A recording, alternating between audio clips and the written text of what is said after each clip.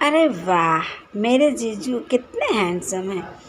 जीजू नहीं, यह तो हस्बैंड मटेरियल है। अरे शिवांगी, किस सोच में पड़ गई?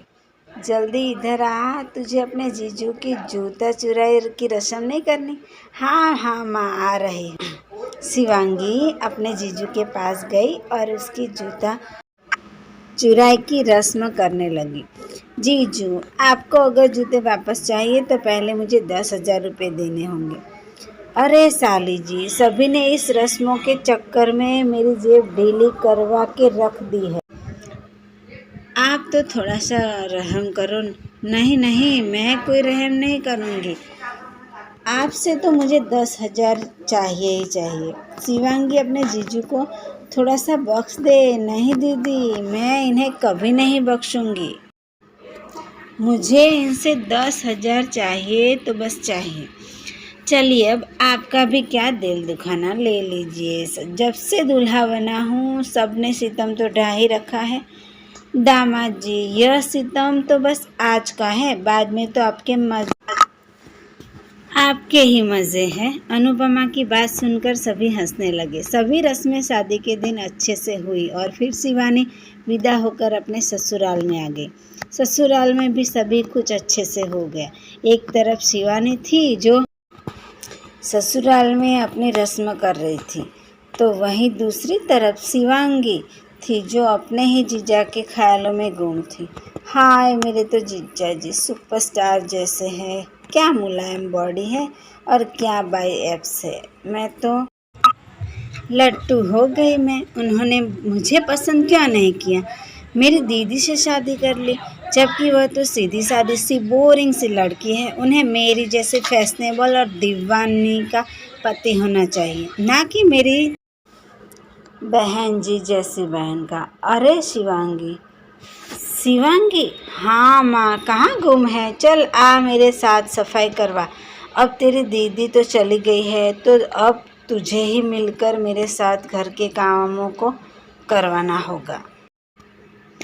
जी माँ। शिवांगी कामों में लग गई, लेकिन उसके दिमाग में अभी भी उसके जीजा का ही चेहरा चल रहा था। वह पूरी तरह से उसके ऊपर लट्टू हो चुकी थी और किसी भी हालत में वह विपिन को पाना चाहती थी। उस हैंडसम को तो मैं पाकर ही रहूँगी, फिर चाहे जो हो जाए। मेरे पास एक अच्छा आइडिया है। शिवांगी ने मन में एक साजिश रची और अगली सुबह, अरे कहाँ जा रही हो? उसकी मम्मी ने पूछा। ऐसे बन ठन कर, मुझे दीदी की याद आ रही है तो मैं वहीं जा रही हूँ, अपनी दीदी के यहाँ। जी, और मैं कुछ दिन बाद लौटूंगी। पर बेटा, ऐसे कौन करता है? माँ, इतना कौन सोचता है? वो घर अब मेरी दीदी का ससुराल है। मैं तो चली। ऐसे बोलकर शिवानी के ससुराल आने को निकल पड़ी। एक तरफ अभी वह एक ऐसा सैलाब की तरह उसके घर की तरफ बढ़ रही थी, तो वहीं दूसरी तरफ वह बहू सब्जी से लेकर खीर तक सब कुछ बहुत ही स्वादिष्ट बना के मज़ा आ गया। शुक्रिया माँ जी। नई बहू के चेहरे पर शर्म बहुत ही अच्छी लगती है। बस माँ, अब ज़्यादा आप शिवानी के गाल लाल मत करवाए। आप भी ना, मेरे कहाँ गाल लाल हो रहे हैं बहू। और विपिन से बोलते ही तो और भी ज़्यादा टमाटर जैसे हो गए। माँ जी, सभी शिवानी की पहली रसोई के दिन उससे बात कर रहे थे कि तभी दरवाजे की घंटी बजी। कौन आया होगा, मैं देखती हूँ। अरे तू शिवांगी? हाँ मैं, शिवानी बोली। सरप्राइज, तू अचानक जीजू के लिए? मेरा मतलब आपके लिए आई हूँ। अंदर आ। हाँ बेटा, अंदर आ जा। दीदी, मैं एक हफ्ते बाद यहाँ से यूनिवर्सिटी चली जाऊँगी, तो सोचा यह एक हफ्ता आपके साथ बिता दूँ। आपको तो बुरा नहीं लगा ना? बिल्कुल नहीं। अंदर आ शिवानी। आने शिवानी अपनी बहन को अंदर बुला लिया। पता नहीं क्यों यह लड़की मुझे नेक नहीं लग रही, उसकी सास बोल रही है। या शायद मैं ज़्यादा सोच रही हूँ। कहाँ खो गए माँ? कहीं नहीं, आज मैंने काम से छुट्टी ली है। मैं आज शिवानी के साथ घूमने जा रहा हूँ। बहुत अच्छी बात है। इसकी बहन का क्या करेगा, उसका क्या करना है। अगर शिवानी चाहेगी तो उसे भी लेकर चलेगी। ठीक है, ध्यान से जाना। विपिन ने अपने प्लान के बारे में शिवानी को भी बताया। मैं घर में शिवांगी को नहीं छोड़ूंगी। अब तो यह आई है तो उसे भी अपने साथ लेकर चलते हैं ना। ठीक है, जल्दी से तैयार हो जाओ। विपिन के बोलने पर शिवानी तैयार हो गई और उसने शिवांगी को भी रेडी होने को बोला। सभी तैयार होकर शाम को घूमने निकल गए और मूवी थिएटर में चले गए। यह मूवी बहुत ही अच्छी है। चलिए जीजू, इसे देखने चलते हैं। ओ सिर्फ जीजू, आप भी आ जाइए। तू ऐसे क्यों बोल रही है? मजाक था। अरे दीदी नहीं, शायद बाहर मेरा पर्स छूट गया। मैं लेकर आती हूँ, लेकिन कहीं उसे किसी ने उठा ना लिया हो। जीजू आप भी आइए ना। ठीक है चलो। विपिन और शिवांगी बाहर आ गए। बाहर लाकर शिवांगी ने विपिन को कस के पकड़ लिया और बोली, अब कहाँ जाओगे बच्चू? ये तुम क्या कर रही हो? अच्छा तुम नहीं जानते, ज़्यादा नादान मत बनो मिस्टर विपिन। ओ तुम मेरे साथ फ्लर्ट कर रही हो ना? नहीं, मैं तुमसे शादी के लिए प्रपोज करना चाहती हूँ। मैं तुमसे बहुत प्यार करती हूँ विपिन, और मैं तुम्हें अपनी ज़िंदगी में लाना चाहती हूँ। बोलो, मुझसे शादी करोगे? सच कहूँ तो तुम बहुत सुंदर हो। तुम्हारी दीदी तो बस ठीक ठाक ही है। मैं हमेशा से तुम्हारी जैसी पत्नी चाहता था।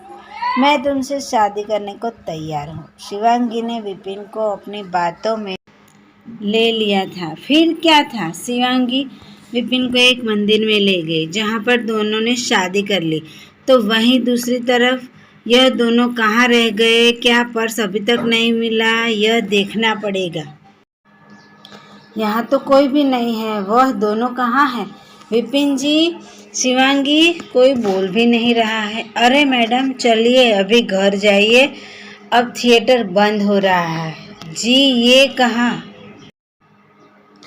चले गए? बेचारी नादान शिवानी चिंता अपने सर पर लेकर वापस आ गई। बहू तू आ गई, बड़ी देर कर दी। अरे विपिन नहीं आया क्या? विपिन जी नहीं, घर पर भी नहीं है। मुझे तो लगा। क्यों, क्या हुआ? विपिन जी यहाँ? पीछे से अचानक शिवांगी की बोलने की आवाज़ आई। शिवांगी, विपिन जी आप दोनों?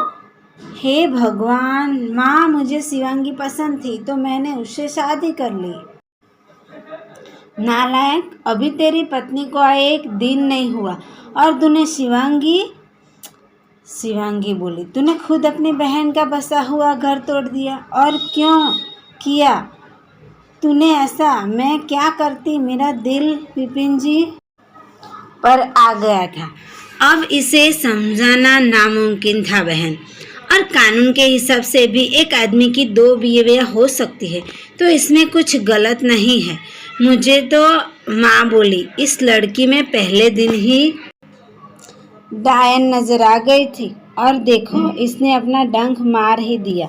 शिवानी बोली, तूने एक बार भी मेरे बारे में नहीं सोचा?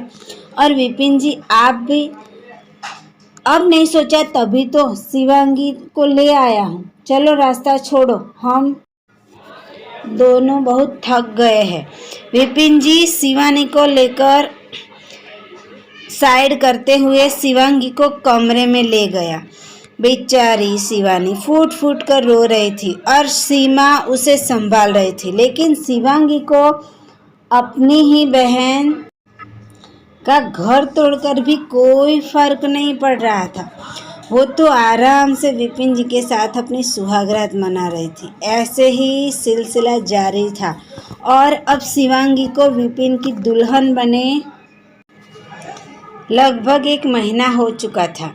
एक ही घर में 2 बहनें सवतन की तरह रह रही थी। यह लीजिए विपिन जी आपकी चाय, यहीं रख दो। अरे शिवानी, तुमने शिवांगी को कहीं देखा है? नहीं, मैंने उस विश्वासघाती को नहीं देखा। मेरी पत्नी के बारे में जबान संभाल करके बात करो। ऐसे बोलकर विपिन अपनी सुंदर और चालाक पत्नी शिवांगी के पास कमरे में आया और कमरे में जो उसने सुना उसे सुनकर उसकी आंखें फटी की फटी रह गई। हैं बेबी, मैं तुम्हारे पास जल्दी ही आ जाऊंगी। वैसे भी अब मैं विपिन से बोर हो चुकी हूँ।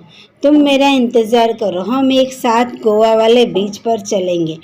विपिन ने शिवांगी की सारी बातें सुन ली और फिर किससे बात कर रही हो और क्या बोला, मुझसे बोर हो चुकी हो?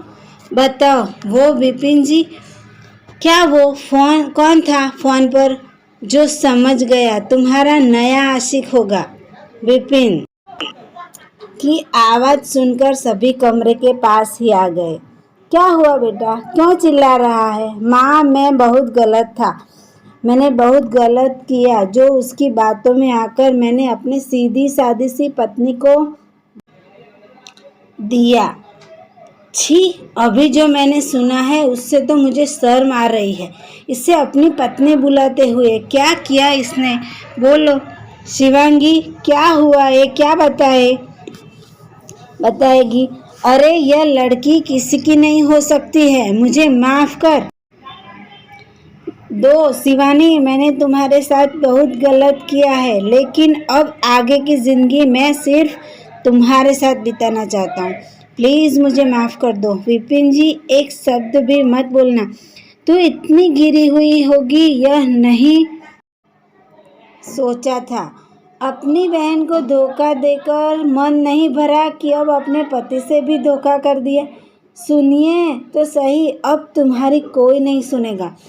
निकल जाओ, निकल जाओ, निकल जाओ मेरे घर से। पर बोला ना, निकलो, जा रही हूँ। वैसे मुझ पर मरने वाले हजारों हैं तो मुझे फर्क नहीं पड़ता। ऐसे बोलकर शिवांगी घर से जाने लगी। वह अभी जा ही रही थी कि विपिन उससे बोला, डिवोर्स पेपर तुम्हारे घर पहुंच जाएंगे, उन पर साइन कर देना। और फिर शिवांगी और विपिन जी हंसी खुशी से रहने लगे।